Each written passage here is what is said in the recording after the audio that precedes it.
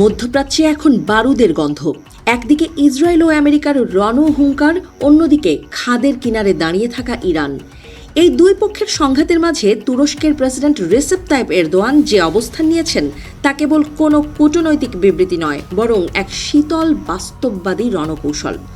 Ankara বুঝতে পারছে এই আগুন যদি একবার পূর্ণরূপে জ্বলে ওঠে তবে তার আঁচ কেবল তেহরানে সীমাবদ্ধ থাকবে না, সেই লেলিহান শিখা গ্রাস করবে তুরস্কের সীমান্ত, অর্থনীতি এবং দীর্ঘমেয়াদী কৌশলগত স্বার্থকেও।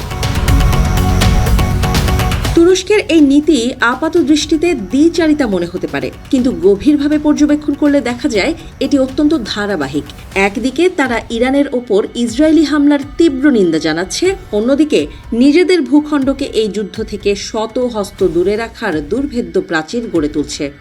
অর্থাৎ প্রতিবেশীর বিপদে সোচ্চার হওয়া, আবার নিজের আঙিনায় যুদ্ধের কালো ছায়া ঢুকতে না দেয়া, এই দুই সমান্তরাল পথেই হাঁটছে আঙ্কারা। আঙ্কারার নীতি নির্ধারকদের মতে ইরান আজ যে পরিস্থিতির মুখোমুখি তা পুরো মধ্যপ্রাচ্যের খোল নলচে বদলে দেওয়ার এক অশনি সংকেত। এতদিন এই অঞ্চলে অস্থিরতার মাঝেও কিছু অদৃশ্য দেয়াল ছিল, যা সংঘাতকে একটি নির্দিষ্ট সীমার মধ্যে আটকে রাখত, কিন্তু ইরানের উপর হামলা সেই রক্ষা কবচগুলোকেই চুরমার করে দিচ্ছে। তুরস্কের আশঙ্কা, এই বাঁধ ভেঙে গেলে ইরান, সিরিয়া, ইরাক ও লেবাননের সংকটগুলো একে অপরের সাথে মিশে এক মহাপ্রলয় তৈরি করবে।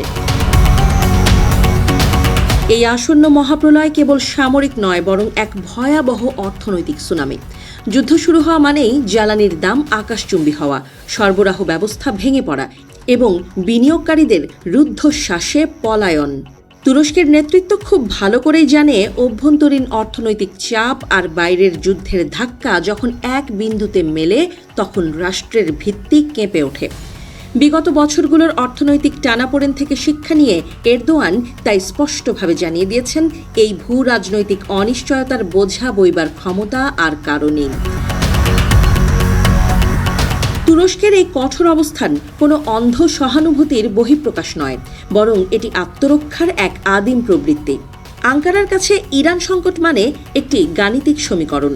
যদি আজ এই আগুন নেভানো না যায় তবে কাল তার ফলাফল হবে তুরস্কের সীমান্তের ভেতরে বিশৃঙ্খলা।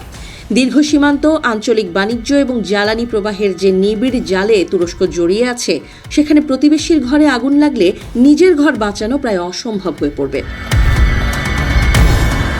ফেব্রুয়ারির শেষ ভাগ থেকে তুর্কি কর্মকর্তাদের কণ্ঠে তাই একই সুর, থামুন, কূটনীতিকে সুযোগ দিন। তারা বিশ্বকে মনে করিয়ে দিচ্ছেন যে শক্তির রাজনীতির এই নতুন ঢেউ যদি সব ভাসিয়ে নিয়ে যায় তবে অবশিষ্ট স্থিতিশীলতাটুকুও আর খুঁজে পাওয়া যাবে না।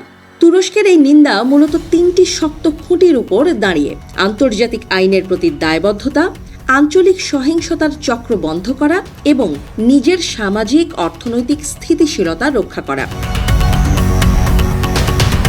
বিশেষজ্ঞরা মনে করছেন তুরস্ক আসলে একটি সরল কিন্তু রূঢ় সত্য উচ্চারণ করছে।